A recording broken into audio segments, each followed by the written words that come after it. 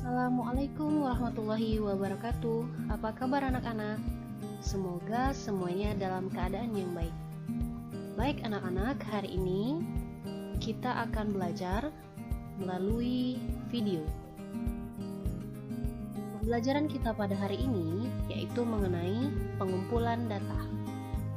Apa yang anak-anak bisa dapatkan dari pembelajaran hari ini? Yang pertama, anak-anak akan dapat menjelaskan pengertian data, kemudian dapat menyebutkan teknik pengumpulan data, dan yang terakhir dapat membaca data. Baik, sekarang mari kita perhatikan. Apa yang dimaksud dengan data? Data adalah sebuah keterangan yang benar dan nyata. Data dapat berupa huruf, angka, gambar, atau simbol-simbol lainnya.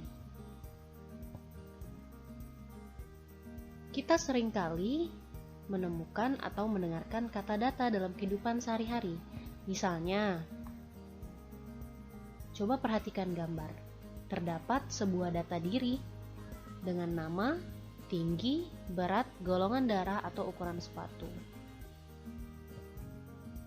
Setiap orang tentunya memiliki data pribadi, yaitu data yang berhubungan dengan dirinya sendiri. Sekarang coba anak-anak perhatikan gambar berikut.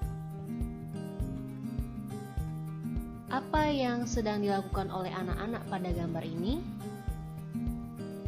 Sekarang kita perhatikan bahwa anak-anak pada gambar ini sedang melakukan sebuah kegiatan pengukuran berat badan. Dari hasil pengukuran itu, kita akan bisa membuat sebuah tabel yang berisi tinggi atau berat badan sesuai dengan pengamatan yang kita lakukan secara langsung. Data yang diperoleh secara langsung seperti ini kita sebut sebagai data primer. Sekarang coba bandingkan dengan gambar yang kedua. Udin membutuhkan data golongan darah seluruh teman-temannya. Karena teman-temannya berjumlah banyak, maka tidak mungkin Udin mengambil data secara langsung. Akhirnya, Udin pergi ke UKS dan mendapatkan data dari buku catatan golongan darah yang ada di sana. Dari catatan tersebut, kita dapat membuat tabel seperti tabel berikut.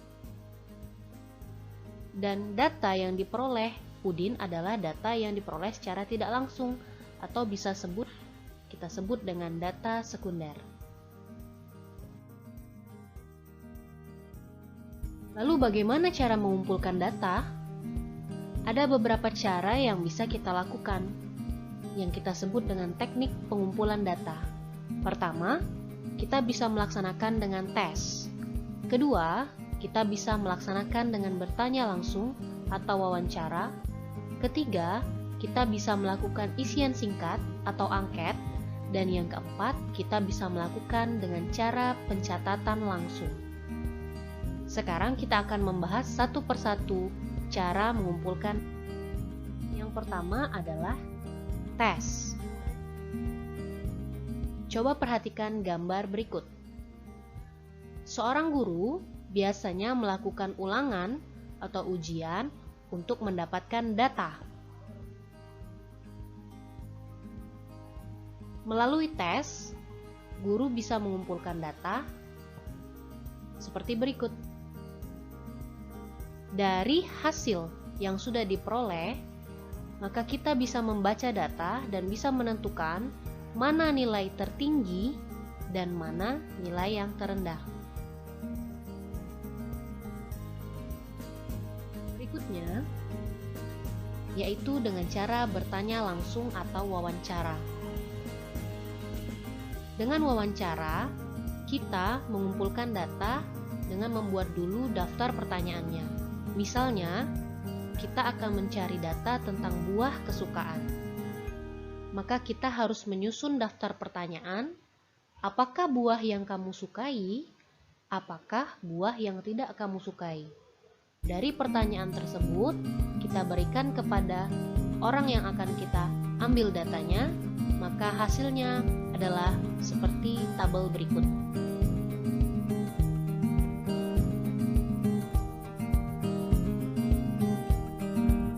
Ketiga, kita bisa memperoleh data dengan isian singkat atau angket. Cara ini digunakan dengan mengisi lembar isian, misalnya seperti gambar berikut. Keempat, kita bisa melakukan pengumpulan data dengan cara pencatatan langsung. Dengan cara ini, kita mengumpulkan data berdasarkan pengukuran atau pengamatan secara langsung. Misalnya, ketika kita ingin memperoleh data untuk berat badan, maka kita harus membuat belangko data pengukuran berat badan. Hal ini kita lakukan secara anak-anak. Setelah kalian mengamati beberapa penjelasan tadi, maka kalian harus menyelesaikan tugas yang berhubungan dengan materi yang sudah Ibu sampaikan. Silakan kalian jawab dan kalian tulis di buku latihan matematika.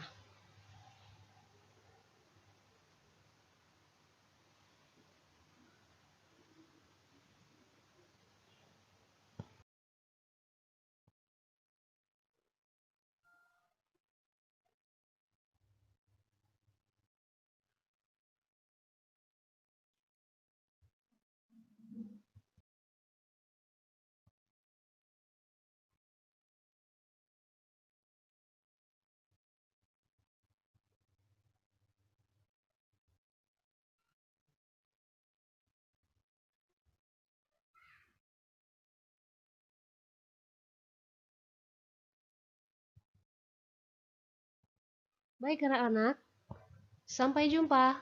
Tetap semangat, berdoa, berusaha untuk menggapai cita-cita.